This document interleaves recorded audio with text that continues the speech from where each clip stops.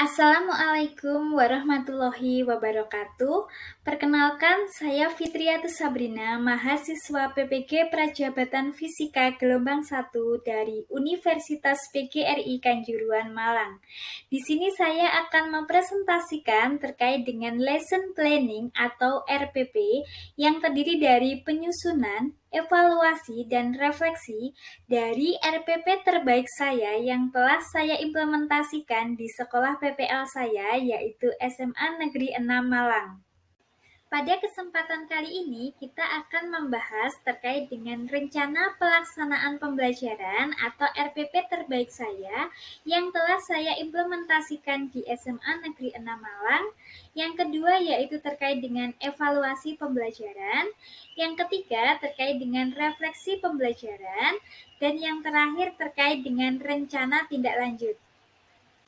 Baik, akan kita mulai untuk pembahasan yang pertama, yaitu terkait dengan rencana pelaksanaan pembelajaran dari RPP terbaik saya yang telah saya implementasikan di SMA Negeri 6 Malang. Yang pertama, kita akan membahas terkait dengan identitas rencana pelaksanaan pembelajaran. Di sini terdiri dari nama penyusun, yaitu saya sendiri, Fitriatus Sabrina, satuan pendidikan yaitu SMA Negeri 6 Malang, tahun pelajaran 2022-2023, mata pelajaran fisika, kelas 11 semester Gasal, materi pokok gas ideal dengan submateri hukum gaya rusak dengan alokasi waktu 2 JP, di mana 1 JP-nya yaitu 45 menit. Strategi pembelajaran yang saya gunakan yaitu guided discovery.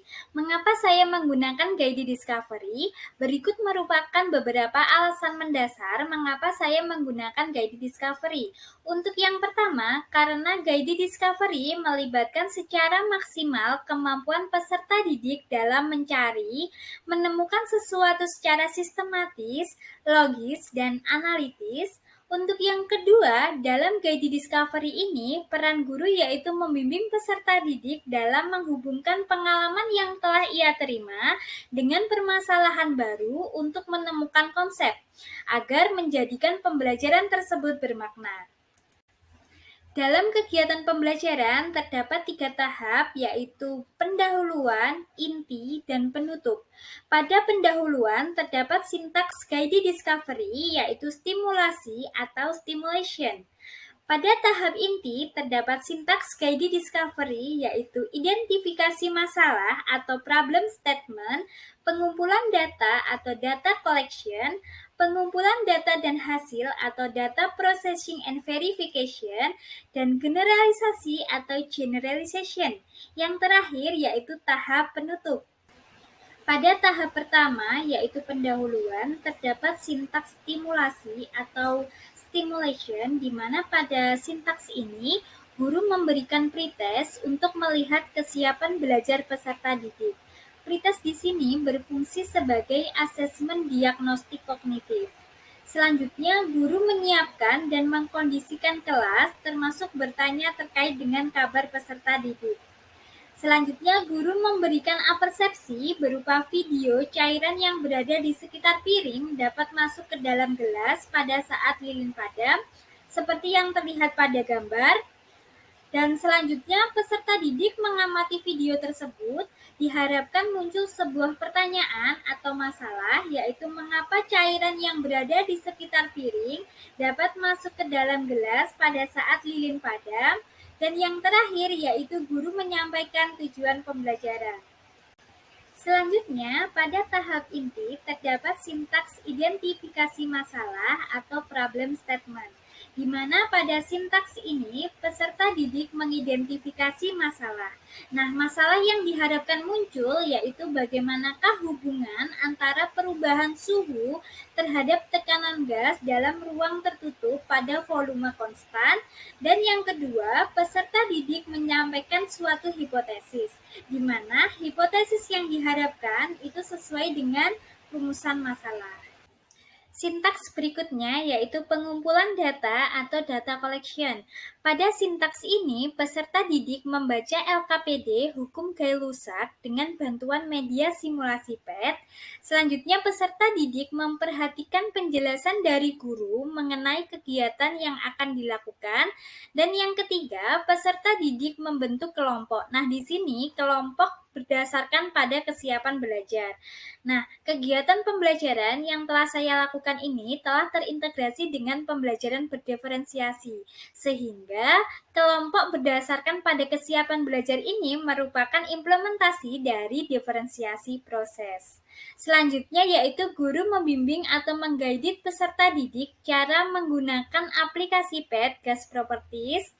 Selanjutnya, peserta didik melakukan percobaan dengan PET Gas Properties sesuai dengan panduan LKPD Hukum Gaylusak. Selanjutnya, peserta didik menemukan solusi masalah melalui percobaan dengan bantuan PET Gas Properties. Dan yang terakhir yaitu guru membimbing peserta didik dalam pengumpulan data. Nah, berikut merupakan salah satu dokumentasi pada saat saya mengajar pada sintaks pengumpulan data atau data collection. Sintaks berikutnya yaitu pengolahan data dan menguji hasil atau data processing and verification. Pada sintaks ini, peserta didik mengisi LKPD Hukum Gaylusak sesuai dengan hasil percobaan yang dilakukan. Setelah itu, peserta didik berdiskusi dengan anggota kelompok mengenai hasil yang didapatkan dari percobaan Hukum Gaylusak. Selanjutnya, perwakilan kelompok mempresentasikan hasil percobaannya, yaitu produk disesuaikan dengan gaya belajar peserta didik, dapat berupa poster maupun portofolio. Ini merupakan implementasi dari diferensiasi produk. Selanjutnya, guru menilai keterampilan peserta didik sesuai dengan instrumen penilaian. Nah, di sini peserta didik yang lain itu juga melakukan penilaian terhadap teman sejawatnya yang sedang melakukan presentasi. Nah, selain itu, kelompok lain juga akan membandingkan hasil percobaannya dengan kelompok yang presentasi di depan kelas. Nah, ini merupakan salah satu dokumentasi ketika saya mengajar dengan sintaks pengolahan data dan menguji hasil. Selanjutnya yaitu sintaks terakhir pada tahap inti yaitu generalisasi atau generalization, di mana pada sintaks ini peserta didik menarik sebuah kesimpulan berdasarkan hasil diskusi. Yang terakhir yaitu tahap penutup. Pada tahap penutup ini, guru mereview pembelajaran dari awal hingga akhir serta melakukan refleksi kepada peserta didik dengan menanyakan bagaimanakah pembelajaran hari ini, apakah masih ada yang merasa kesulitan. Selanjutnya, guru menguji pemahaman peserta didik dengan memberi lembar evaluasi berupa post-test. Dan yang terakhir, guru mengakhiri pembelajaran dan meminta ketua kelas untuk memimpin doa.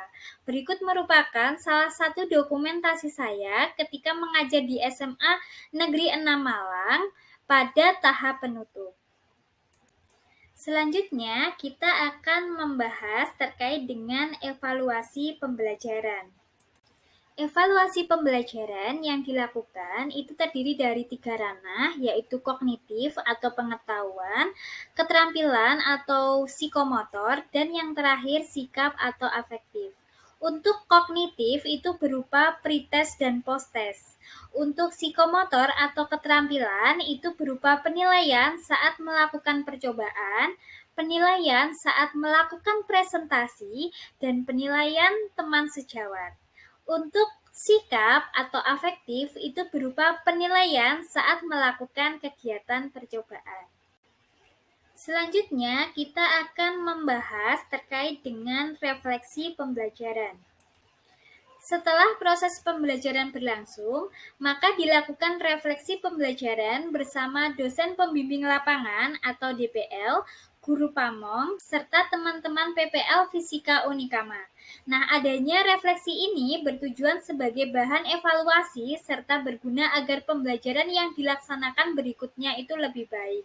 Nah, di sini karena saya menggunakan RPP terbaik itu merupakan lesson plan 3, maka refleksi yang dilakukan juga pada lesson plan 3, di mana Hasil refleksi menunjukkan bahwa pembelajaran yang dilaksanakan pada lesson plan 3 ini lebih baik daripada lesson plan kedua maupun lesson plan pertama. Nah, dalam lesson plan ketiga ini, peserta didik lebih aktif dan juga lebih mampu dalam mengoperasikan terkait dengan percobaan menggunakan aplikasi PET. Selain itu, peserta didik juga telah paham terkait dengan cara mengemukakan hipotesis serta variabel dalam percobaan dan juga cara membuat kesimpulan. Nah, selain itu, proses pembelajaran yang dilakukan juga telah disesuaikan dengan kebutuhan peserta didik, sehingga peserta didik lebih termotivasi dalam belajar fisika. Selanjutnya, yaitu pembahasan terakhir terkait dengan rencana tindak lanjut. Selanjutnya yaitu rencana tindak lanjut. Nah, di sini setelah dilakukan refleksi, maka rencana tindak lanjut saya yaitu saya akan mengambil poin-poin yang merupakan penguat bagi saya sebagai guru dalam menciptakan pembelajaran yang membuat peserta didik menjadi aktif dalam proses pembelajaran serta menjadikan pembelajaran yang dilaksanakan menyenangkan dan bermakna atau meaningful learning. Demikianlah presentasi yang dapat saya sampaikan. Kurang lebihnya mohon maaf. Semoga bermanfaat. Wassalamualaikum warahmatullahi wabarakatuh.